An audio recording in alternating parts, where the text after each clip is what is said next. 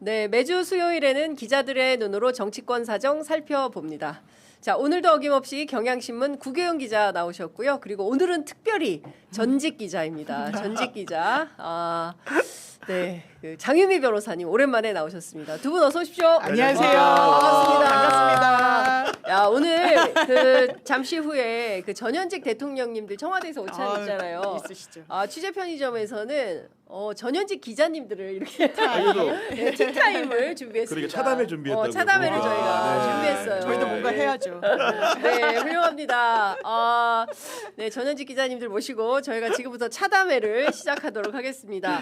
자, 오늘 소개해드릴 광고는 딥앤터치 디카페인 콜드브루 커피예요. 야, 이름이 근사하네요. 디카페인, 카페인이 없는 커피인데요. 여러분 이거 보실래요? 이렇게 투명해요. 너무 제가 정말 커피를 사랑하는 향 너무 좋은데. 너무나 커피를 좋아하는 제가 너무 맛있죠. 향도 너무 좋고 뒷맛이 너무 깔끔하다. 약간 보이차 마신 것처럼 뒷맛이 깔끔한 느낌이 좀 드는데 오늘 이 커피 소개해드리도록 하겠습니다. 댁에서 그리고 사무실에서 저처럼 이렇게 스튜디오에서 아메리카노나 고소한 라떼 딱 한 잔 생각이 날 때 카페 언제 가니 귀찮고 배달비 아깝고 무엇보다 이러다가 밤에 한숨도 못 잘 수가 있어. 나 지금 이 시간부터 커피 마시면 안 돼. 이런 분들 너무 많거든요. 제 친구들도 그런데 이때 여러분들 참으셨죠? 이제 참지 마시기 바랍니다. 밤 12시에 드셔도 꿀잠 주무실 수 있어요. 바로 딥앤터치 디카페인 콜드브루 마시면 그런데요. 14일 숙성시킨 원두로 추출한 깊은 풍미와 초콜릿 향이 있습니다. 그리고 진짜 깔끔한 뒷맛. 카페인은 0.01% 미만입니다. 거의 제로에 가깝고요. 당류도 제로예요. 그러니까 칼로리 걱정도 없습니다. 밤새 드셔도 살찔 염려가 없다. 죄책감 없이 드셔도 괜찮다. 이런 말씀 드리겠습니다. 그리고 카페인 예민하신 분들 있어요. 마음 놓고 커피 한 잔의 여유 즐기시기 바랍니다. 자, 이 500ml 한 병이면요. 카페 퀄리티 커피를 무려 10잔 이상 넉넉하게 만들 수 있고요. 프리미엄 디카페인 500ml 한 병이 11,900원입니다. 야, 이거 하나 가지고 10잔 이상 만들 그럼 한 잔에 1,190원인 거예요. 그러니까. 야, 놀라운 가성비로 이제 더 이상 밖에서 드시지 마시고요. 댁에서 취재 편의점 딱 틀어놓으시고 커피 한 잔. 그러다 열받으시면 그냥 벌컥벌컥 드셔도 전혀 건강에 무방하다라는 말씀 좀 드리겠습니다. 3병 이상 구매하시면 무료 배송입니다. 나도 이거 사야겠다 오늘. 이거 진짜 사야겠다. 구비하실 만합니다. 너무 이제 청와대 커피가 세가지고 가슴이 벌렁벌렁할 때가 있어요. 요거 들고 다니시면서 마셔야 되겠다라는 생각이 좀 들고요.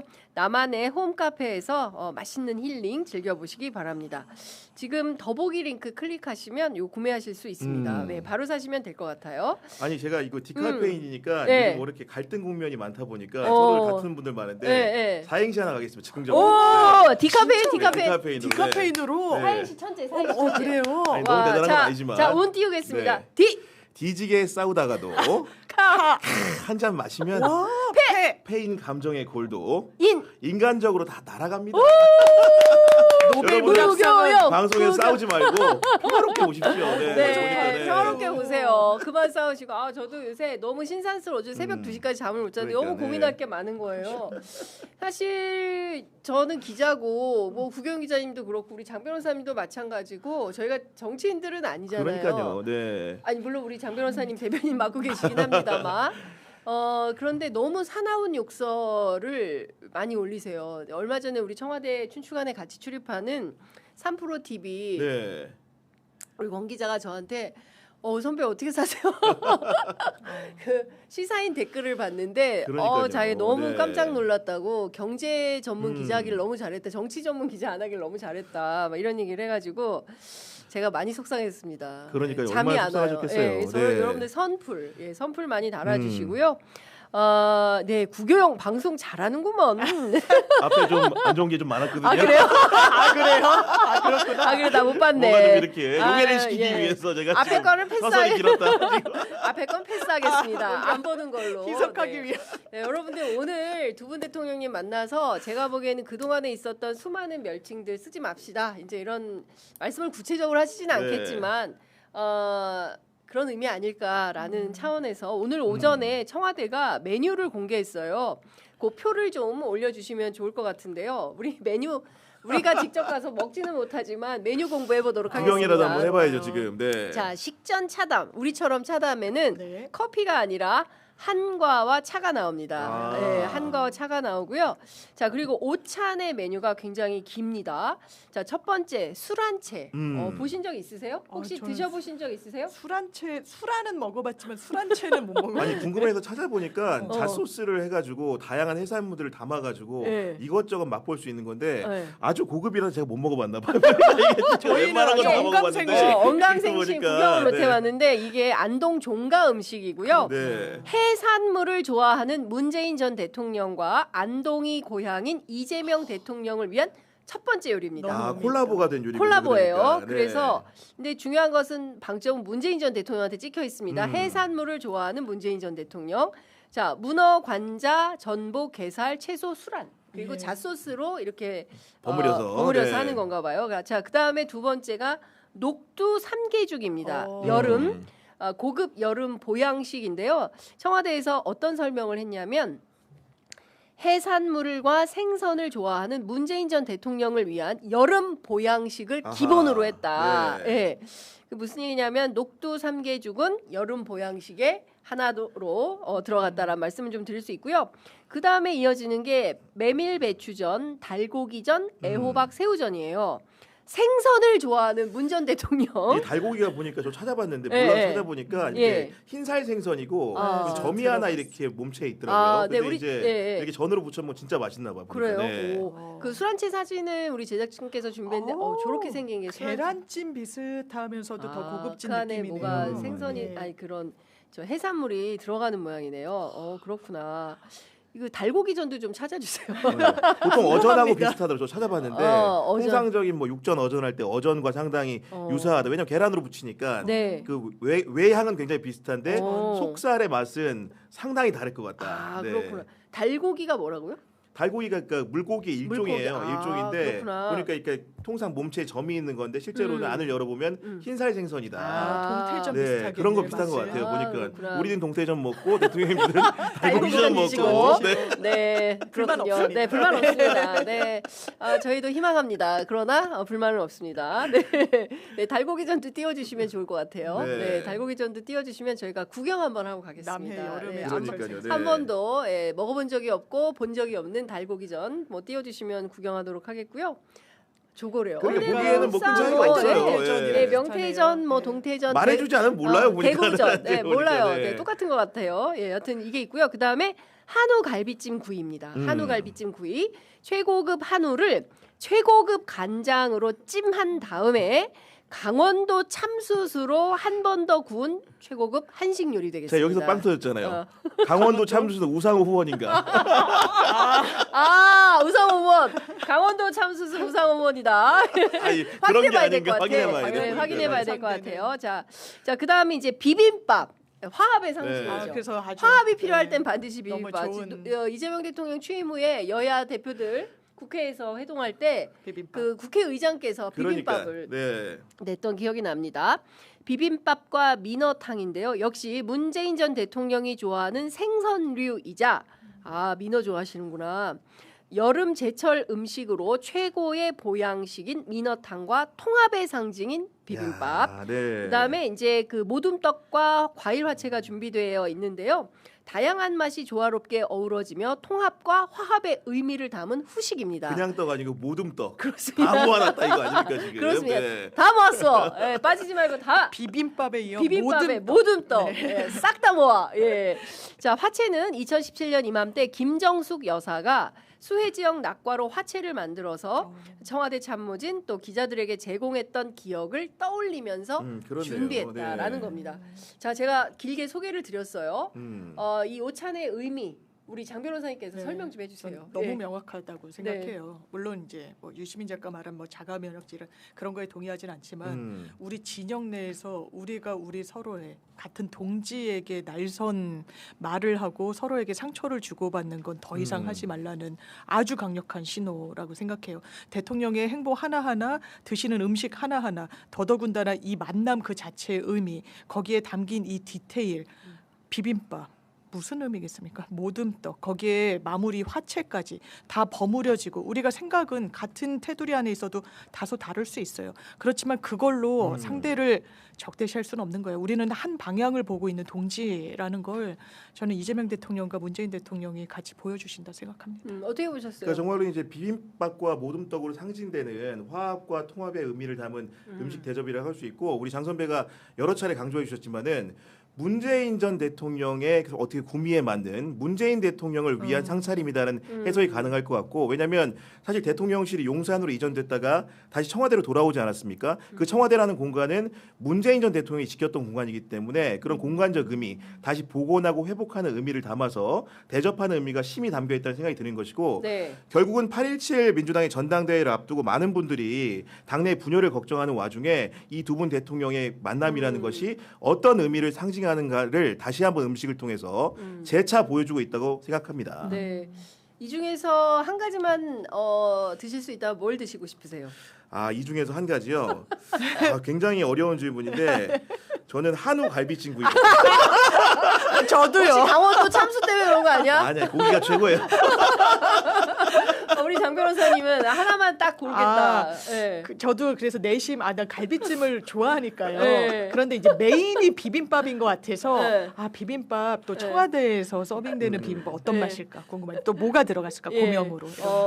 그러니까 이런 생각 드는 거예요. 그 최고급 한우 이건 상상이 되는데 최고급 간장은 무엇인가 이게 지금 간장이 어떻게 우리가 해야지 먹어본 적이 최고급인가 없어요. 이게 어떤 간장인지. 너무나 그 청와대의 맛을 한번 그러니까요. 보고 싶다. 예. 네. 아, 너무 궁금해서 이 셰프님 브리핑 한번 해주시면 안 되나요? 진짜.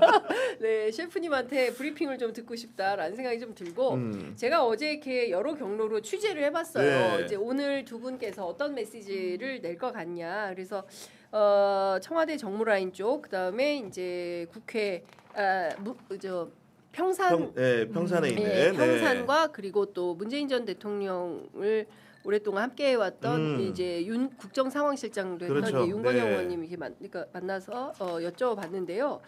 뭐 이런 얘기 하시더라고요. 윤건영 의원 같은 경우에는 대통령 선후배가 그 퇴임하시고 아마 이번에 청와대 처음 방문하시는 걸로 알아요. 문재인 전 대통령이. 맞아요. 네. 그래서 대통령 선후배가 낮술 회포 어떠냐. 낮술 회포. 네, 막걸리 한 잔 어떨까라는 생각이 좀 들었다. 그리고 이제 중요한 것은 이제 좋을 거다. 이제 분위기 화합용으로 낮술은 근데 업무 중에 금지잖아요. 그래서 청와대 쪽에서 어떤 설명을 하냐면 이게 준비는 하겠으나 이거를 뭐 먼저 내놓을 순 없다. 상차림에 이를테면 홍준표 전 시장이 방문했을 때도 뭐 우리 막걸리라도 한 잔 할까요? 그래서 딱 한 잔씩 하셨다는 거예요. 그래서 내빈이 요청했을 예, 때, 그러니까 네. 미리 그러니까 준비는 하지만 상에 올려놓지는 않는다라는 이야기가 있고요. 그리고 또 하나는 지금 분위기는 이게 대통령님 만남이 서로 성사가 되면서 이제 수많은 오해와 억측 이런 것들이 이제 좀 쌓이고 그러면서 뭐 수많은 멸칭이 네. 이제 오고 가고 신산스러운 일들이 많이 있었는데 그게 성사되면서 상당히 이제 해갈되는 분위기다. 그리고 오늘 아마 분위기가 매우 좋을 것 같다. 예, 오늘 분위기가 매우 좋을 것 같고 두 분께서 굉장히 허심탄회하게 이야기를 나눌 걸로 보인다. 이제 이런 얘기가 나왔습니다. 전망을 해보면 굉장히 기분 좋은 오찬회동이 될 것 같다라는 그러니까요. 얘기가 네. 이제 양측에서 제가 취재해 보니까 똑같이 확인이 됐습니다. 어떻게 기대하세요? 그리고 두 분이 만났을 때는 늘 정치적인 결과가 있었던 것 같고 예를 들면은 내부에 굉장히 신산스러운 갈등들이 있을 때마다 네. 두 분이 만나서 화합하고 해결하는 모습을 보여줬거든요. 예. 그러니까 비근한 예를 들면은 2021년에도 문재인 전 대통령과 이재명 대통령이 만났었는데 당시의 신분은 청와대의 문재인 대통령 그리고 이재명은 민주당의 당 대표일 때였거든요. 당시 당시가 어떤 상황이었냐면은 대선 후보로 선출된 이후에 그때도 역시 그 후보 경선 과정에서 당내 갈등이라는 것이 굉장히 극대화됐었는데 그런 부분들을 두 분이 만나서 네. 민주당의 후보는 이재명이다 이렇게 점지해주는 그런 분위기를 만들었었고요. 네. 또 보면은 2024년 같은 경우에도 그 4.10 총선을 앞두고 예를 들면은 뭐 비명 행사라느니 이런 여러 가지 흉악스러운 말들이 오갈 때 네. 실제로 친명계와 친문계는 뿌리가 같다. 전혀 다른 사람들이 아니다라는 얘기를 네. 문재인 전 대통령과 이재명 대통령이 입으로 해줬기 때문에 당내 갈등을 잠재우는 효과가 있었거든요. 네. 그렇기 때문에 내부의 숲용으로는 두 분의 만남만한 것이 없다. 그렇기 때문에 오늘의 만남 같은 경우에도 뭔가 종전의 갈등 같은 것들을 네. 수습하고 새로운 미래로 민주당이 전진하는 계기를 마련하는 데 포커싱이 있다라고 봅니다. 네. 사실 우리가 오늘 아침에 많은 언론들이 이제 굉장히 안타까워하면서 보도를 한 게 뭐냐면 봉황기 야구 대회에서 우리 어린 고등학생들이 광주일고 배재고등학교 학생들이 광주일고 학생들을 향해서 뭐 스벅 가야지 스타벅스 가야지 뭐 이런 식의 맞아요. 예, 네. 그렇게 조롱 혐오하는 것을 아무렇지도 않게 운동장까지 이제 극우적 발언이 나오고 있다. 이거 진짜 끔찍한 이 교실 안의 극우 문제를 어떻게 해결을 해야 되느냐 이런 이야기들이 오늘 보도가 굉장히 많이 됐는데요. 마찬가지로 강유정 청와대 수석 대변인이 최근에 그 유튜브 매불쇼에 출연을 해서 멸칭어에 엄청난 상처가 페이신 분이 바로 이재명 대통령이다. 그리고 전직 대통령에 대한 모욕뿐만 아니라 현직 대통령에 대한 모욕도 절대로 안 된다. 너무나 낮은 자세를 즐겨하셨던 노무현 전 대통령이 나에 대해서 욕해도 돼라고 너무 관대한 태도를 가지시다 보니까 가끔 너무 어린 친구들이 의미도 멸칭어를 쓸 때가 있다. 여러 가지로 독이 될 수 있는 말은 전현직을 떠나 누구에게도 써서는 안 된다라는 말을 꼭 드리고 싶다. 이렇게 입장을 밝혔습니다. 어떻게 들으셨어요? 전 너무 와닿았고요. 이를테면 그런 생각이 드는 거예요. 그러니까 주식회사 민주당이라는 곳이 있어요. 거기에 주주들은 당원이에요. 그리고 당권 경쟁은 경영권 다툼이에요. 내부 문제인 거예요. 재건축을 하든 증축을 하든 재개발을 하든 이건 당내 문제예요. 그런데 고객은 국민이란 말이에요. 너무 경영권 다툼이 격화됐을 때 일반 기업도 외면당하잖아요. 외면당하면 특히 정치결사체는 미래가 없는 거예요. 국민 보고 하는 거 아니겠습니까? 당원도 너무 소중하지만 당원들끼리 이 상처가 외부로 갔을 때 그리고 당신은 노무현 전 대통령 당시에 뭘 했느냐 무슨 선택을 했느냐 뭐 이런 여러 이런 전선들 한 발짝만 떼어서 보면 지금 뭐 하는 거냐라는 꾸짖음을 들을 수밖에 없는 거예요. 지금 물가도 너무 높아요. 그리고 환율, 외국에 돈 보내셔야 되는 분들 너무 많으신데 어려움이 있고 수출 기업들 마찬가지 뭐 이런 부분들과 관련해 가지고 어떤 보관을 내는지 기다리고 있고 숨죽이고 있고 어려움을 어쨌든 언젠가 나아지겠지라고 기다리시는 분들한테 한가함을 집권 여당이 보여드리면 안 돼요. 경영권 다툼을 극화해서 격화해서 내부에서 하면 안 돼요. 그때 그 방점과 마침표와 쉼표를 누가 찍어주시느냐. 이재명 대통령이 찍어주시는 거다. 문재인 전 대통령이 또 거기에 대해서 같이 노고를 얹어주시는 거다. 이런 생각을 합니다. 굉장히 진중하게 말씀을 해주셔서 그러니까 뭐랄까 위험이 있어요. 그러니까 이거 이대로 안 되는데 그냥 뭐 이렇게 넘어가는 분위기인데 누군가는 이렇게 딱 매듭을 지어주고 이거 안 돼. 이렇게 분명하게 좀 가르마를 타야 되는 상황이 아닌가 그런 생각이 좀 들어요. 그러니까 멸칭 문화라는 것이 사실은 이게 그 커뮤니티 문화라든가 그 유튜브에서 여러 가지 댓글 문화라든가 활성화되면서 어떻게 강조점이 찍히면서 상승적으로 이렇게 네. 커진 측면이 있는 건데 어떻게 보면 같은 정당 안에서 어떻게 보면 세력이라는 건 다양할 수가 있는 거죠. 네. 분파라는 것도 다양할 수가 있는데 네.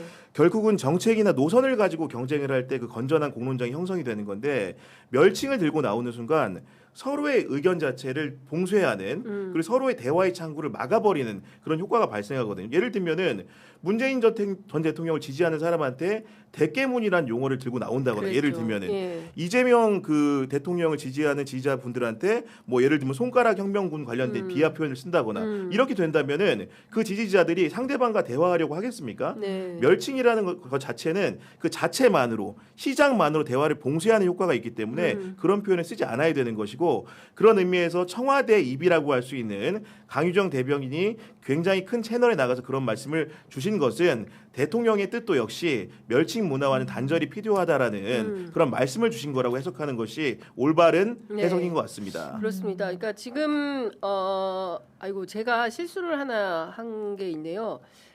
봉황대기가 아니라 청룡기 대회였는데 자꾸 청룡기, 제가 네. 봉황밖에 몰라가지고 대통령 너무 좋아하셔가지고 항상 공항밖에 생각이 봉황밖에 상징하는 생각이 안 나나 네. 봐. 아 죄송합니다 여러분. 네. 네. 최근에 황금사자기 대회에서도 서울 충암고하고 광주일고 경기에서도 똑같이 지역비하 응원구가 있었대요. 내란의 요람.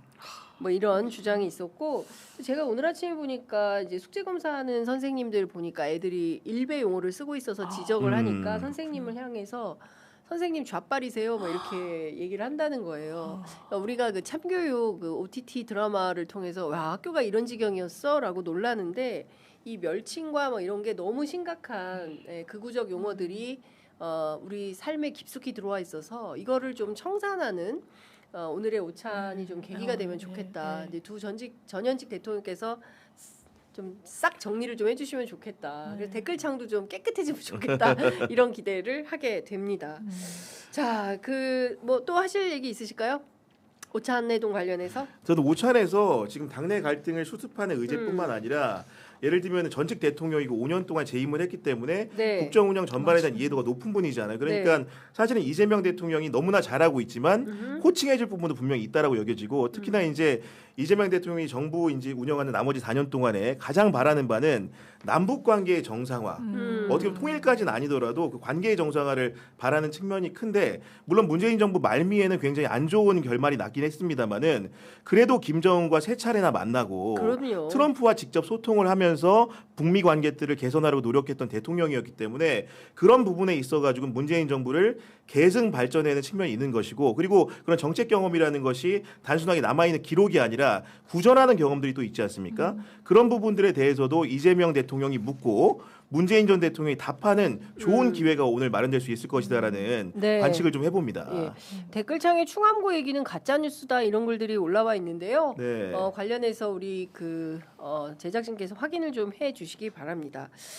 자, 정말 저는 그런 생각도 했어요. 문재인 대통령을 남북관계 해소를 위한 평화특사로 임명해서 조금 더 적극적인 차원에서 역할을 하시게 하면 어떨까. 아마도 이제 못다 이루신 어떤 꿈. 그렇죠. 개마고원 트레킹을 꼭 하시고 싶다고 했고 저도 문재인 대통령 따라서 개마고원 트레킹 한번 해보는 꿈을 꿨는데 결국 이제 남북관계가 이렇게 되면서 아무도 못 간 거죠. 그래서 그 선배들이 야 무릎 관리 열심히 해. 왜냐하면 그 개마고원 트레킹 가야 돼. 막 이런 얘기 하셨는데 진짜 관리 철저하게 하셔야 돼요. 아무도 못 갔다. 이제 이런 말씀. 갈 수 있을 때 못 가게 될 수 있어요. 무릎 때문에. 관리해야 됩니다. 예. 매우 하여튼 뭐 지금 정세가 워낙 이렇게 가고 있어서 갑자기 이제 지방선거 앞두고 이게 좋은 분위기로 막 가야 되는데 막 상황이 이렇게 꼬여버려 가지고 이거를 이제 좀 확실히 풀어내는 그런 일이 필요하다라는 말씀 좀 드리겠습니다. 그리고 장 변호사님 지방선거 이후에 우리가 처음 만난 것 같아요. 그러네요. 저희 대구에서 너무 고생하셨는데 저는 뭐 너무 고생하셨. 선배가 너무 고생하셨. 그러니까 그 대구 선거 이후에 좀 어떻게 정리가 됐어요? 김부겸 전 총리는 지금 어떻게 지내시고 대구 선거에 굉장히 많은 분들이 함께 하셨는데 저는 진짜 승리할 거라고 예측했거든요. 그러니까 우리 장 변호사님이 우리가 승리할 수 있을까요? 승리할 수 있습니다. 제가 선배가 확신을 주셔서 저도 막판까지 그래 우리 2표로 이긴다. 우리 3표로 이긴다. 그 신념과 확신이 정말 이제 솔직히 있었고 그래서 이게 좀 여진이 그냥 남더라고요. 일을 안 됐구나. 우리가 뭘 놓쳤을까. 그래서 저희 이제 뭐 구성원들 캠프에 있는 분들이랑도 계속 이제 연락하고 이제 연결고리를 가지면서 이제 지내고 있고 총리 김부겸 후보께서는 지금 어쨌든 쉬고 계시고 이거 추스리는 기간이 당연히 있을 거예요. 제가 왜냐하면 막판에 일정 그 유세 일정을 보니까 머리가 어지러울 정도의 너무 강한 분이었어요. 촘촘하게. 네. 그걸 소화하신다는 거에 그 에너지에 제가 일단 놀랬고 이거는 같이 쫓아가기조차 힘들어요. 근데 연단에 올라서 진짜 호소력 이게 무슨 벽치기 유세다 이렇게 명명이 되는 왜냐면 유세에 대해서 어떤 명칭을 갖고 있는 정치인이 있나 저 많이 못 본 것 같거든요. 근데 그게 그만큼 진정성이 담겨서 평가가 이루어진다는 생각을 많이 해요. 네네. 그러니까 정말 소중한 이 김부겸이라는 정치인의 어떤 진가를 확인했다라는 점에서 저 스스로도 또 위안을 삼고 있고 그렇습니다. 네. 하여간 지난 선거 너무 안타깝게 돼가지고 안타깝죠. 제가 참 미안했어요. 저는 이제 이길 거라고 그랬는데 제가 잘못된 판단을 하고 있어가지고. 예. 자 그리고 여러분 댓글창에 좋은 말 많이 올려주세요. 왜냐하면 저희 방송하고 있는데 나쁜 말 올라오면 심장이 그냥 멎을 것 같아요. 저희 벌렁벌렁. 예, 벌렁벌렁 거리니까 좋은 말 많이 올려주시기 바라고요. 제작진들도 도와주시기 바랍니다. 예. 자, 이 얘기 좀 해보도록 하겠습니다. 지금 3대 메가 프로젝트를 대통령이 발표하자마자 그 이튿날 어제 광주로 갔습니다. 네. 연설 들으셨어요? 네. 들었습니다. 네. 저 진짜 울컥했습니다. 네. 예, 울컥했고 아마 어제 그 대통령의 연설, 뭐 이거 원고 우리 기자님들 저기 서면으로 대처하고요. 그냥 당신이 당신의 언어로 당신의 이야기를 하는데. 그 앞에 민영배 시장 당선자하고 그 다음에 이제 강기정 전 시장 두 분 그렇죠. 앉아서 네. 이렇게 보고 계시는데 너무 많은 표정이 있는 거예요. 많은 그 표정. 오욕의 역사가 그 안에 다 있어요. 그러니까 얼마나 차별과 서러움과 그리고 광주는 늘 기다렸잖아요. 그리고 광주 시민들은 맞아요. 네. 우리보다는 항상 전국적 상황을 먼저 고민하고 먼저 우리는 좀 힘들더라도 우리는 좀 참고 광주 사람 좀 참읍시다. 그리고 이렇게 하고 민주주의 절차와 정신에 따라 늘 근데 그거를 역사적인 그러니까요. 보상이다라는 표현으로 딱 말씀하셔가지고 저도 이렇게 가슴이 저릿저릿하더라고요. 어떠셨어요? 그러니까 그 위대한 지도자는 기본적으로 이제 위기 국면, 본인을 향한 비난이 왔을 때 네. 이걸 회피하고 숨는 게 아니라 정면 돌파하는 특성들이 있고 앞선 있었던 뭐 김대중 대통령이나 노무현 대통령이나 문재인 대통령이 존경받는 이유도 아마도 그런 속성 때문인 것 같은데 네. 어제 같은 경우에도 전반적인 국무회의 발언이라든가 광주 현장에서 발언들을 보면은 호남 특혜라는 외부의 비난 보수 언론의 비난이라든가 국민의 비난 같은 것들을 그냥 숨지 않고 정확하게 호남이란 인식 틀을 통해서 국민들에게 이해되게 설명을 한 거거든요. 예를 들면 이런 겁니다. 지금 현재 인구를 따져보면 영남 인구는 1,300만이고 호남 인구는 500만에 불과한데 네. 해방 직후에는 호남 인구가 더 많았다. 그러니까요. 그러면 그런 역사적인 어떤 일이 있었기 때문에 이렇게 된 것인가 설명을 하는 건데 결국은 이게 영남 주도적인 성장, 사실은 박정희 정권 때 지속됐던 그런 성장의 산업 성장의 배경 때문에 영남 축에 많은 사람들이 살게 된 거죠. 그리고 호남이라는 건 늘 배제와 차별의 대상이었고 특히나 전두환의 신군부를 거치면서 5.18이라는 정말로 끔찍한 일을 겪으면서 민주화의 성지가 되긴 했습니다마는 산업화의 수혜는 누리지 못하는 또 장기 지속적인 소외와 배제의 공간이 됐었거든요. 근데 때마침 이재명 정부 때 천운이 따른 거죠. 그러니까 호남이라는 지역이라는 것이 오랫동안 개발이 안 됐기 때문에 용수나 전력이나 토지 같은 것들을 상당히 갖추고 있는데 지금 AI 혁명 시기에 정말로 대개발을 해야 되는데 그런 용지로 쓰기에는 호남 땅이 너무나 소중한데 기회가 오게 된 겁니다. 네. 그런 설명을 하면서 결국은 지역 차별을 운운하는 것은 영남에 대한 투자에 비춰본다면 과거의 역사적인 축적량을 본다면은 호남에 대한 투자는 조족지열에 불과하다 그러니까, 이런 설명을 하는 것이고 예. 결국은 대한민국의 미래에 걸린 투자라는 것을 이런 기회 요인이 있는 호남에 할 수밖에 없다는 당위까지 설명을 했기 때문에 한꺼번에 여러 가지 그 야권의 공세를 한 번에 날려버리는 굉장히 명연설이었고 명국무회의 발언이었다고 생각이 듭니다. 예.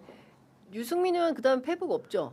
그 뒤에는 없으시고 페북에 없더라고. 뭐 예. 정확히 안 찾아봤는데 저도 안 보니까, 찾아봤는데 예 한번 찾아봐 주세요. 이 네. 얘기.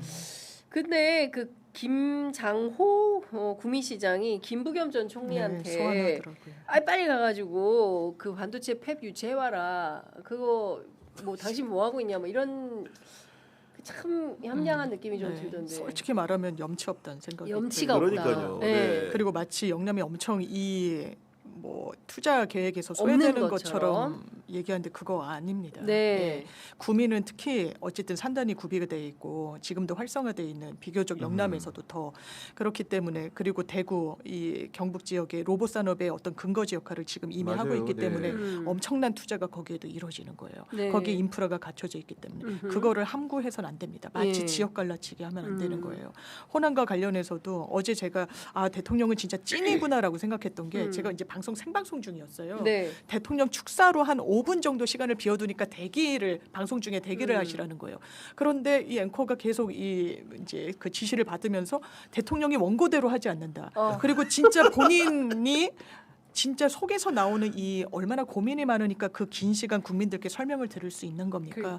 그러니까 우리 만들어놨던 이 자막도 다 못 쓰고 있어요 이러는 거예요. 방송사고다 방송사고. 그러니까 네. 이거는 정말 많은 고민과 거기에 따른 결론과 본인의 어떤 축적된 이런 부분 그리고 그 협의 과정에 대한 이해도가 없으면 할 수 없는 거예요. 거기에 대한 국민들의 믿음을 갖고 있는 거예요. 그런데 국민의힘의 어떤 수준 저는 감히 졸렬하다고 얘기를 합니다. 깜빵 가겠네. 직권남용이야. 너네 거기 혹시 땅 갖고 있어? 공개해보자. 이미 국회의원들 재산은 공개가 되고 있어요. 이런 맡아도 미르재단 이런 쪽에 가서는 그냥 실소가 터질 정도예요. 이 수준. 네. 여기에 대해서 여기에 굴하지 않아야 됩니다. 그리고 국민의힘 솔직히 말해서 영남으로 반도체 클러스터 생긴다고 했으면 이런 수준의 얘기했을까요? 안 했을 겁니다. 수도권에 산단이 생겼을 때 영남에 산단이 구성됐을 때 이런 문제의식 드러내지 않았어요. 유독 호남이기 때문에 그렇다는 거. 호남에 대한 폄훼 정서 그리고 이중잣대 없다고 진짜 솔직하게 얘기할 수 있는지 좀 자평해 보시기 바랍니다. 네. 그리고 이게 그 대통령이 이제 5급 상특이라는 지역 균형 발전 전략을 내놨고 그 전략에 따라 가지고 수도권을 제외한 나머지 4극이라고 할 수 있죠. 어떤 식으로 이제 균형 발전을 시킬 것인지 로드맵도 그 3대 메가 프로젝트에 다 담겨 있거든요. 예를 들면 이제 그 우리가 이게 서남권 호남에 해당하는 지역 같은 경우에는 반도체 클러스터를 이제 설립을 하는 것이고 충청권 같은 경우에는 AIDC라고 해가지고 인공지능에 필요한 데이터 센터를 짓겠다. 네. 이러면서 사실은 굉장히 큰 투자 규모를 밝혔고 그리고 대경권 같은 경우에 TK라고 부르는 지역 같은 경우에도 네. 소외가 아니라 실제로 미래 반도체에 어떻게 보면 집약이 될 수 있는 부분들 사실은 이제 호남에 짓는 것은 지금 사이클이 온 메모리 반도체라고 한다면은 네. 미래의 반도체 우리가 궁극적으로 첨단 산업을 유지하기 위해서 그 지향해야 될 지능형 반도체 같은 경우에는 실제로 대경권에 근거를 두기 시작을 한 겁니다. 그러면서 이제 그 80조 원을 투자하겠다고 했기 때문에 그러면서 그 밑에 인프라로서의 소재와 부품과 장비를 공급할 수 있는 업체들을 네. 이렇게 지원할 수 있도록 하겠다고 말한 것이기 때문에 절대로 영남권을 소외하고 짠 전략이 아니다. 5급 삼특이라는 큰 메커니즘 안에서 맞습니다. 충분하게 영남권에 대한 투자 계획도 네. 밝히고 있다라는 것을 다시 네. 한번 거듭 말씀드립니다. 그렇죠. 저 산업자원부에서 기자들한테 만들어서 배포한 전국 지도가 있어요. 그래서 그 전국 지도에 보면 각 기업들이 어느 지역에 얼마를 어떤 용도로 투자하는가가 쫙 나와 있습니다. 그리고 이제 이게 다가 아니고 여기에 매칭해서 더 큰 금액 얼마가 될지 알 수가 없다. 강훈식 비서실장이 기자들한테 맞아요. 백브리핑하면서 네. 눈이 반짝반짝해지던데 참 저희 취재 편의점을 포함해서 애청자 여러분들께 광고 말씀드릴게요. 오늘 또 중요한 행사시죠. 네, 저희 오늘 광훈식 비서실장 오. 그 9개사 청와대에 출입하고 있는 춘추관 출입 뉴미디어 풀 9개사가 강훈식 비서실장 공동 인터뷰를 합니다. 오. 예, 오후 3시에 생방송으로 하는데 하필이면 매불쇼 시간이네. 내기 전에 네. 끝나죠. 네. 정치비상구랑 겹치면 안 되니까. 정치비상구요. 예. 3시 55분에 끝내주시기 아니, 바랍니다. 요새 정치비상구 뭐 동접이 워낙 아니, 어마어마해서 아니에요. 예. 하여간 저희가 준비되고 있다는 말씀 잠깐 드리도록 하고요. 그리고 다시 또 돌아와서 말씀드리면 지금 이 전국적인 5극 삼특에 따라서 전국이 다 그런데 그동안 호남은 워낙 개발이 안 돼 있어서 땅값이 싸고 그리고 태양열과 풍력과 이런 재생에너지들. 재생에너지가 네. 풍부하기 때문에 가장 좋은 적합지다라고 정부가 판단한 게 아니라 기업이 판단한 아이, 거다. 그럼요. 그래서 네. 기업이 돈이 안 되면 가겠습니까, 여러분? 그래서 기업이 결정한 거고 그러면 정부는 거기에 필요한 인프라를 구축하겠다. 필요한 정주 여건을 반드시 만들겠다. 그래서 이재명 정부 임기 안에 반드시 좀 끝내 서남권 같은 경우에는 확실하게 그 짓겠다라는 입장을 밝힌 겁니다. 하여간 이런 걸 오해하지 말고 들어야 되는데 끊임없이 막 티끌만한 거라도 잡아 아니, 이런 거 아니야 그러니까. 저런 거 아니야 야권에서 계속 그렇게 말을 하니까 정부만 영남 발전 계획을 밝힌 게 아니라 그날 연단에서 이재용 회장이 전국적 투자 계획을 밝히면서 맞아. 영남 지역에서 미래 산업을 어떻게 하겠다 밝힌 것도 맞아요. 있어요. 예를 들면은 로봇 투자는 경북 구미에 구미. 집중하겠다 이렇게 예, 말한 거고 차세대 전고체 배터리랑 ESS라고 하는 에너지 저장 장치는 경남 물산에 투자하겠다 이렇게 말했고 차세대 조선산업은 또 경남 거제에 계속 투자하겠다. 네. 삼성전기가 하는 반도체 칩과 메인보드 연결 같은 최첨단 패키지 기판은 부산 공장 중심으로 투자하겠다고 하면서 구체적으로 도시 지명까지 밝혔습니다. 그러니까요. 오히려 저 반도체 클러스터는 정확하게 지명까지는 안 나왔어요. 네. 그렇기 때문에 훨씬 더 구체적인 투자 계획이 예. 영남권의 기업의 입을 통해 나왔다는 점에도 우리가 좀 주목을 해야 된다고 봅니다. 예. 그러니까 좀 오해 없이 좀 잘 들으시고 그리고 사실에 기반해서 비판이나 평론을 하시면 좋겠습니다. 좋겠다. 그게 아니라 억측, 공연한 억측 그다음에 뭐 티끌만한 거 잡아가지고 끊임없이 이렇게 하면은 젊은 세대가 공정 시비에 같이 동조해주겠지라고 하는 이런 정치인들의 얄팍한 전략에 속아 넘어가지 않는다라는 말씀을 좀 드리겠습니다. 자 오늘 지방자치 단체장들 오늘 첫 출근이에요. 네, 7월 네. 1일 오늘 첫 출근해서 각각 전국에서 어떤 사안들에 대해서 첫 번째 결제, 1호 결제가 뭔지 네. 또 우리 기자님들이 아. 다 취재를 해서 보도를 해주셨는데 종합을 했더니 첫 통합특별시입니다. 광주 통합시 특별시의 민영배 시장은 1호 업무 지시로 반도체를 챙겼습니다. 네. 공장 조기 완공을 위해서 총력을 다하겠다라는 입장 발표했고요. 우상호 강원지사는 1호 결제로 AI 데이터 센터 추진단 구성. 진짜 참수도 아니었어요? 그러네. 갈비에서 벗어라. 계속 맴도는 이 갈비 생각. 안 되겠다. 갈비 먹어야겠네. 예. 갈비 사드릴게. 안 되겠다. 그리고 자 박수현 충남지사는 1호 결제로 충효예 열린 도지사실. 옛날 성남시장실처럼 열린 도지사실 너무 좋네요. 만들고 그리고 충효의 충청 정신을 실천하겠다. 그리고 통하는 도지사실 추진 계획에 서명을 했다라는 소식 들어와 있습니다. 그리고 김상우 울산시장 우리 네. 정치비상구도 자주 나오시고 또 취재 편의점 자주 나왔죠. 네. 자주 나오셨는데 요새 자주 못 나와요. 울산에 계셔서. 네. 울산시장 1호 결제 120 민원센터. 역시 여기도 시민 속으로 들어갑니다. 민원센터 설립해서 우리 동네 어떤 문제들이 있는지 지역 주민들과 함께 하겠다. 민원센터 설립에 첫 번째 결제를 했습니다. 그리고 기초단체장 가운데는 강릉 민주당 첫 시장인데요. 네. 김중남 시장이 1호 결제로 뭘 했냐? 강릉의 전 시민들에게 10만 원씩 지급하는 전 시민 민생 안전 지원금을 지급하기로 했다고 합니다. 와, 강릉 사람들 일단 시장 당선되자마자 주머니에 10만 원씩 생기게 되다 최소한 회식은 할 수 있겠습니다. 예. 어떻게 보십니까? 이런 1호 결제 사안들. 장 변호사님 어떻게 보세요? 저는 이제 박수현 이제 수석 대변인이셨다가 도전해서 성공을 거두신 거잖아요. 네. 이제 충효 이러는데 정말 박수현은 그 인간 인격체가 충효의 그 압축체 같은 느낌이에요. 네. 겪어보신 분들은 다 네. 그게 도정이 그러니까 좋은 정치인이 좋은 도정도 펼칠 수 있는데 여기에 대해서 정말 그 도민들을 섬기겠다라는 부분이 참 눈에 띄었고 또 광주 정말 반도체와 관련해서 이제는 일어서야 되는 민생이 굉장히 좀 침체돼 있는데 호남이 항상 열애였는데 거기에 대해서 국민들도 박수치고 제 마음에 와닿던 게 국민의힘 구성원 분이신데 자기 정말 잘 됐으면 좋겠다는 거예요. 이 호남 관련해서 이게 국민의 목소리다. 거기에 대해서 침묵하는 분들이 더 많다. 응원의 침묵. 국민의힘처럼 이렇게 현미경을 들이대는 분들이 아니라 그리고 우상호 지사도 너무 훌륭한 정치인이고 거기에 대해서 AI와 관련해 강원도가 또 소외되는 거 아니냐, 뭐 산악지대여 가지고 평지가 없고 뭐 여러 이야기가 나오는데 거기에 대해서도 추진단을 통해 가지고 뭐라도 한 발자국 더 진전을 보려고 하는 이런 시도들, 김상우 의원의 어떤 그 스킨십 그리고 그것이 정말 이 울릉이 아니라 울산 시민분들께 가 닿겠구나 이 1호 결제를 보면서 많이 좀 생각이 듭니다. 저는 오늘 보려고 본 건 아니고 오늘 이제 편의점 오는 길에 네네. 유튜브를 뭐 청취하면서 오잖아요. 그러다 보니까 쇼츠가 뭐가 어떠냐면은 네. 7월 1일 취임식을 앞둔 김상우 후보가 이제 네. 시민들에게 전하는 말이 갑자기 저한테 뜬 거예요. 그래 네. 보고 보니까 평소에 가졌던 이제 울산 시민 중심의 철학, 음. 시민 중심의 정치를 하겠다라는 얘기를 거듭 강조하고 있고 네. 아까 말씀 주셨던 120 민원세다. 결국 시민들의 민원 사항들을 잘 듣고 시정 운영에 반영하겠다 이런 뜻을 펼친 거고 거기에 더해 가지고 이번에 이제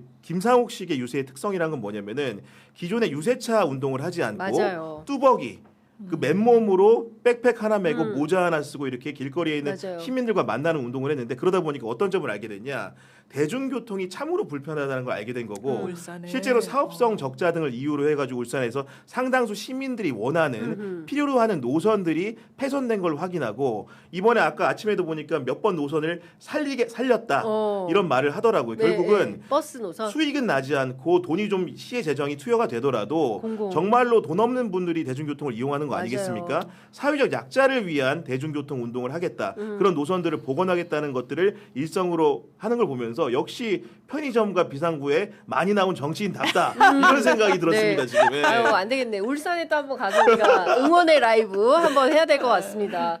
김상욱 시장님하고 버스 타고 다니면서 훼손되고 다시 예. 복원되면 네. 예, 버스 타고 한번 방송을 해보면 좋겠다라는 생각이 좀 듭니다.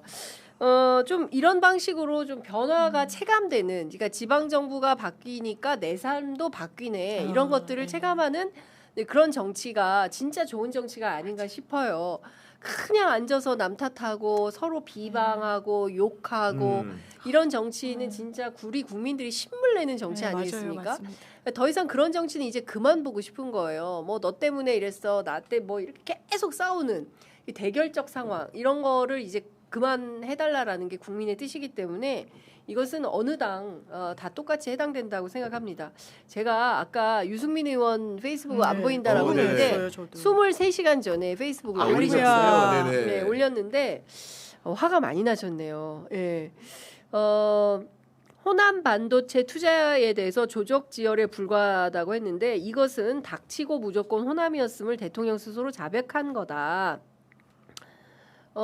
그러면서 98년 이후 28년 동안 16년을 민주당이 집권했는데 언제적 박정희를 언제까지 우려먹냐 이렇게 비판을 했습니다. 그러면서 이제 호남의 대통령 모두의 대통령이길 포기하고 호남의 대통령이 되기로 했냐 막 이렇게 비판을 하고 있어요.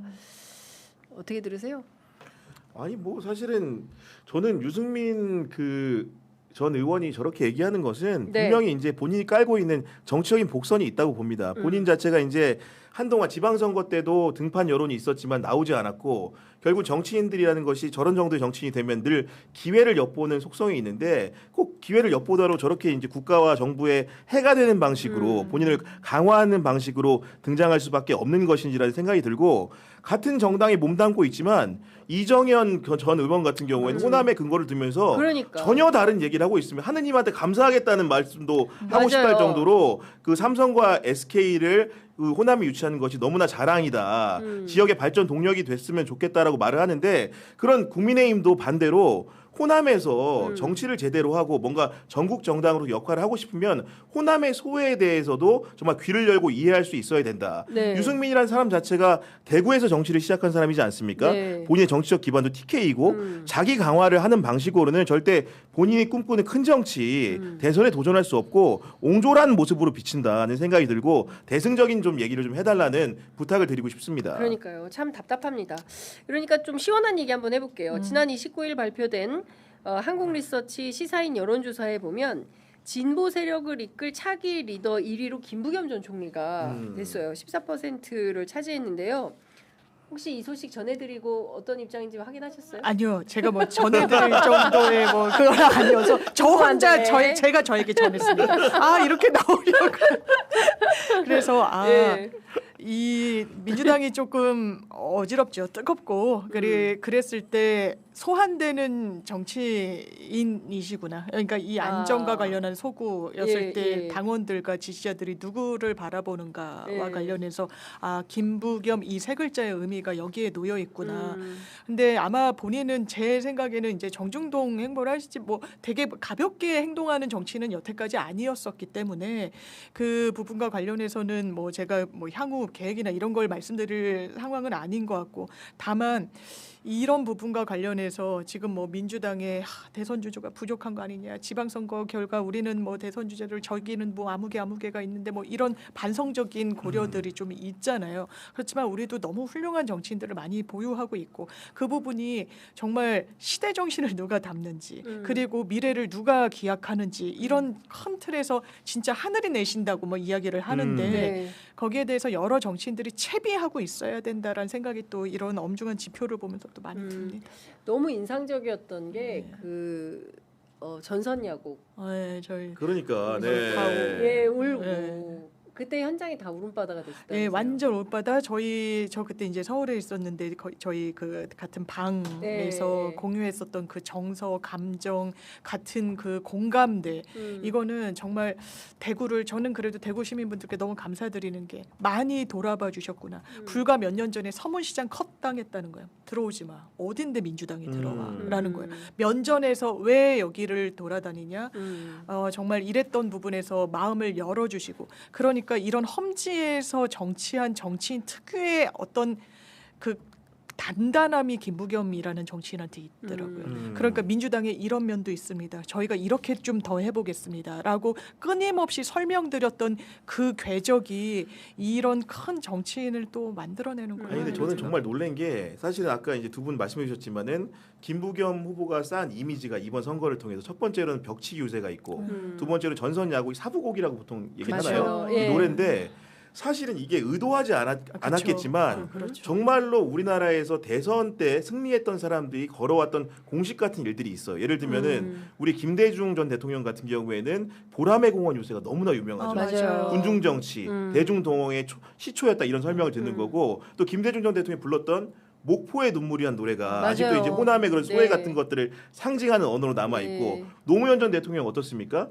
부산 서면에서 지역주의를 타파하는 유세란 것이 아직도 우리 뇌리 속에 남아 있는 거고 네. 실제 노무현 전 대통령은 심지어 상록수를 부르면서 맞아요. 그 푸르른 운동 정서 같은 것들을 맞아요. 우리 국민들에게 호소한 게 있었잖아요. 그런 것들을 다 갖춘 정치인이 됐다 이번 선거를 통해서 그렇기 때문에 많은 분들이 선거가 끝난 다음에도 그 여운을 잊지 못하고 김부겸이라는 사람이 좋은 사람이구나 정말로 큰 인물이 될 사람이구나 네. 이런 판단을 하는 게 아닌가 싶습니다. 그러니까요. 네. 예.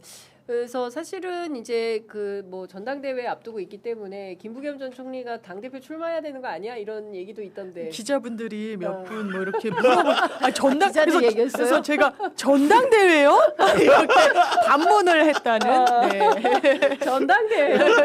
아니 그 일각에서는 또 뭐 정부의 요직에 좀 가셔야 되는 거 아니냐 또 이런 얘기도 예, 있고. 여러 직책이 거론되고 있고 예. 지금 뭐 지역 균형 발전위원장 뭐 이런 얘기를 또 물어보시는 분들이 계시는데 네네. 그거에 대한 어떤 구체화된 뭐 이런 네. 부분과 관련해서 아직 말씀드릴 때는 좀 아닌 것 같더라고요. 그렇군요. 예. 어쨌든 대구 시민들이 이번 역시도 내란의 주요 임무 종사자 혐의로 재판을 받고 있는 추경호 국민의힘 후보를 선택해서 대구시장에 당선이 됐고 또 박근혜 전 대통령을 위한 건가요? 뭐 전직 대통령을 위한 무슨 조례 제정에 나선다고 해서 많은 분들이 좀 씁쓸해하는 것 같은데 그래도 50만 표 이상을 얻었습니다. 예, 저희 50만 표 이상을 겁니다. 얻었기 때문에 그 힘을 가지고 대구 경북의 어떤 변화를 위해서 조금 더 적극적으로 뛰어야 될 토대가 된 거 네. 아닌가라는 생각도 하게 됩니다. 자, 우리 서울 얘기 잠깐 해. 벌써 11시네요. 시간이 다 됐네. 끝내야 되는데 그래도 이 얘기는 좀 해야 될 것 같은데 오세훈 시장도 오늘 임기 시작하는 거 맞죠? 아니 그렇죠. 이거 뭐 내일부터 시작하는 거 아니죠? 전에도 시작했어요. 의원은. 그러니까 제가 광화문 왔다 갔다 할 때마다 이거 감사의 정원. 난 그게 너무 와, 이상하더라고요. 그 앞에 막 이거를 이제 우리가 임기 내내 봐야 되는데 하여튼 흉물스러워요. 흉물스럽고 거기를 또 그 극우 분들이 뭐 성조기 태극기 이런 거 두르고 또 감시하는 분들이 또 계시더라고요. 그러시구나. 예, 그래서 이거 좀 심각하다라는 생각이 좀 드는데 일단 이달에 재판이 있어요. 예, 그렇죠. 선고 네. 결과가 나올 텐데 선고가 나오죠. 선거법 위반 사건에 대해서 여론조사 문제인데 명태균 씨는 유죄를 확신하고 있습니다. 네. 그의 촉이 과연 맞을 것인가? 맞죠. 왜냐하면 오. 이건 사실상 약간 공범 관계잖아요. 네. 한 명이 자백을 하고 있는 거예요. 갖다 줬다고, 돈을 받았다고. 거기에 대해서 명태균 이거 실체가 없다라고 이럴 게 아니에요. 네. 왜냐하면 다른 국면이 있거든요. 오세훈 시장에 대해서는 이 재판에서 가장 다른 건 명태균으로부터 김건희는 정치인이 아니라는 이유로 정치자금법 위반 빠져나가고 있던 거란 말이에요. 그런 이론의 여지는 없고, 그리고 그 김한정 씨라는 후원 회장이 3,300만 원을 송금한 내역은 명징하게 있어요. 내가 받아보려고 했다라는 주장의 법원을 설득시킬 거다. 저 그렇게 생각하지 않습니다. 정치자금법은 100만 원 이상만 돼도 징유지가 어려운데 이거는 저는 벌금형을 넘어서는 정도의 비난 가능성 있는 범죄가 아닌가 생각합니다. 어떻게 보세요? 저 같은 경우에도 그 비슷한 생각인데 오세훈 전 시장 재판이 구조가 생각보다 단선적이지 않고 약간 이렇게 맞아요. 복잡한 층위로 돼 있거든요. 아까 말씀하신 것처럼 후원자라고 한때 불렸던 김한정 씨 같은 경우에도 뭔가 대금을 주고 조사를 받는 과정에 관여되어 있는 것으로 보이고, 실제로 오세훈 시장의 뭐 측근 같은 경우에도 이 사건과 연결된 증인으로서 이제 나와 있는 상황이기 때문에 그런 여러 가지 이제 사실은 단선적이면 끊기가 쉬운데 네. 곡선적일 경우에 사실은 증거 관계를 무죄 입증하는 것이 어려운 것이 통상적인 재판의 그런 진행 상황에 비춰보면 그렇거든요. 네. 그런 부분들이 오세훈 그 시장에게 불리한 요인이라고 보이는 것이고, 아까 이제 선배 말씀 주신 대로 실제로 100만 원이라는 허들 자체가 상당히 낮기 때문에 유죄 심증만 있으면 대체로 100만 벌금형이 때린다고 한다면은 100만 원 미만으로 할 수 있을까? 이런 관측을 해보면 판사의 결론이라는 것도 결국은 유무죄 판단에 갈린 것이지 네. 양형의 문제가 아닌 것이기 때문에 오세훈 시장도 법률가로서 아마 이런 점들을 충분히 지득하고 있기 때문에 상당히 네. 불안한 그 가운데 시정 운영을 하지 않을까 생각이 듭니다. 그렇군요. 네. 지금 올공 시위가 도대체 며칠째인지 확인도 안 되고요. 조만간 이제 국조특위 위원들이 오늘인 것 같아요. 오늘 그 올공, 그러니까 그 잠실 투표소도 직접 내일인가요? 내일 오늘 수요일이죠. 내일. 네. 죄송합니다. 제가 이렇게 날짜가 일이 너무 많아가지고 이제 가서 현장에 직접 네. 가서 올공 앞에 나와 있는 이제 시민들도 만나고 이제 할 거라고 하는 건데요. 이 문제가 부정선거로까지 이제 확산이 되고 있는 거잖아요. 네, 이제 지금 그분들의 그렇죠. 주장은. 근데 이제 좀 약간 누가 동의를 하겠어요. 근데 거기 이제 섬에 갇혀 있는 이런 느낌이 드는데, 아까 말씀드렸던 시사인 한국리서치 여론조사에서 지방선거 이후 유권자 인식 여론조사를 했더니 이 투표용지 부족 사태가 발생한 이유에 대해서 20대 남성의 49%가 고의적이고 부정적인 선거 의도다라고 답을 했어요. 그리고 우리나라 부정선거에 중국이 개입했는지 묻는 질문에 대해서 20대 남성의 46%가 동의한다, 35%가 동의하지 않는다, 이렇게 답변을 한 겁니다. 저는 올공에만 갇힌 줄 알았더니 여론조사를 통해서도 20대 남성의 인식의 어떤 부정선거와 중국 선거 개입에 대한 인식이 매우 심각하구나라는 생각이 좀 들어요. 그래서 이 얘기를 뭐 이렇게 가볍게 독해를 보면은 그래서 오세훈 시장과 유이동 후보가 당선됐군요. 이런 반문을 했을 때 과연 그들은 아이고야. 어떻게 답할 수 있을 것인가? 아이고야, 네. 평택이 중국하고 가깝거든요. 예를 들면은 그런 얘기가 나왔을 때 어떤 식으로 답변을 할 것인가? 예를 들면은 이 자체가 허무맹랑하기 때문에 우리가 진지하게 논의해야 될 건 아니지만은 네. 너무나 단박에 반박이 가능하다. 부정선거론이라는 것 자체가 네. 결과론의 측면에서 입각하더라도 예. 그렇기 때문에 근데 그럼에도 불구하고 이제 이런 지표상의 결과가 네. 정말로 과반에 가까운 20대 남성의 동의가 나왔다는 건 충격적인 거고, 이런 부분들을 우리가 과연 세대론에 비춰가지고 더 이상 대화와 타협이 불가능한 세대라고 치부하는 게 맞느냐, 네. 아니면 정말로 지금이라도 민주당이 20, 30대를 위한, 특히 이제 남성 그 여러 가지 유권자들을 위한 정책과 방책을 만들어서 전략과 전술을 뚫어야 되느냐 문제인 건데, 네. 당연히 저는 정당이라면 국민정당이고 대중정당이라고 한다면은 후자의 선택을 해야 된다라고 보는 것이고, 네. 그런 논의들이 이번 전당대회 과정에서도 각 후보들의 입을 통해서 정확히 나오기를 바랍니다. 청년 세대를 위해서 어떤 정치를 할 것이며 청년 세대 당원 확보를 위해서 어떤 전략을 펼 것인지를 지금 물망에 있는 후보들이 찬찬히 밝히면서 그런 논쟁이 이번 전당대회의 중요한 화두 중에 하나로 다뤄줘야만이 이런 결과를 막을 수 있다고 봅니다. 네. 어떻게 보세요? 너무 이게 객관적인 평가가 아니잖아요. 현상이잖아요. 투표용지 부족에 머무는 게 아니라 이거 부정선거네. 더 나아가서 중국에 강력하게 개입했네. 이거는 어떤 현상인데 거기에 대해서 정치권이 어떤 태도를 취하고 있는가? 국민의힘이 여기에 얹고 있는 거예요. 증폭시키고 있는 거예요. 대단히 나쁜 정치라는 생각이 드는 거예요. 네. 자기 정치 생명을 연장하려고 대한민국의 국익이야 뭐야 그냥 뒷전으로 하고 이걸 더 불지피는 행태.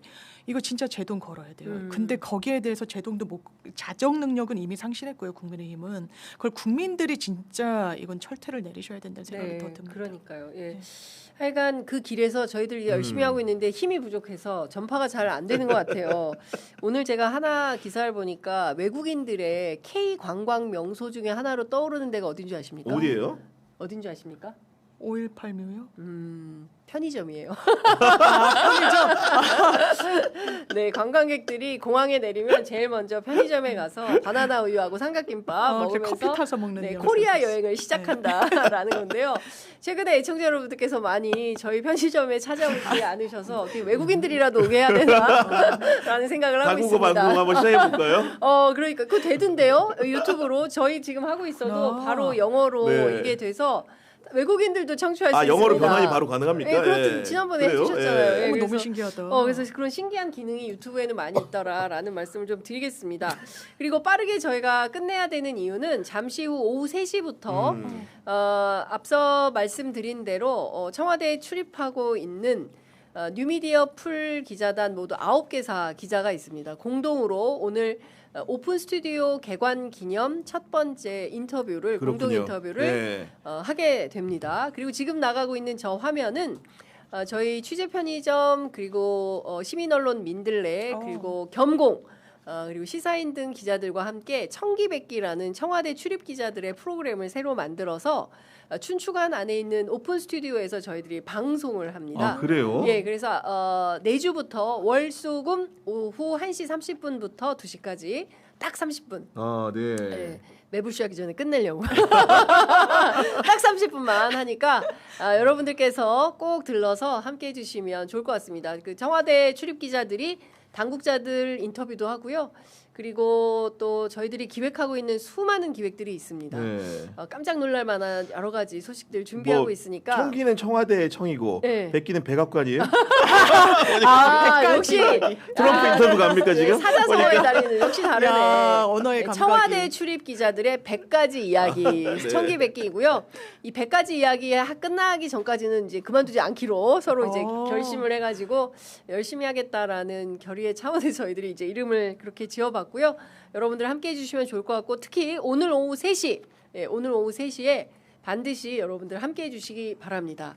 오늘 일정이 많아서 어떨까 모르겠는데 그래도 네. 여러분들께서 강훈식 비서실장이 언론 인터뷰한 지가 굉장히 오래됐습니다. 그러니까요. 네. 네, 그 최근에 그 중동에 특사로 여러 차례 다녀오기도 했지만 한 번도 인터뷰를 한 적이 없기 때문에 저희들하고 하는 첫 인터뷰 여러분들이 많이 주목해 주시고요. 네. 할 얘기가 진짜 많을 것 같아요. 네. 그래서 각별한 관심 부탁드리겠습니다. 저는 잠시 후 오후 3시에 청와대 춘추관 오픈 스튜디오에서 뵙도록 하겠습니다.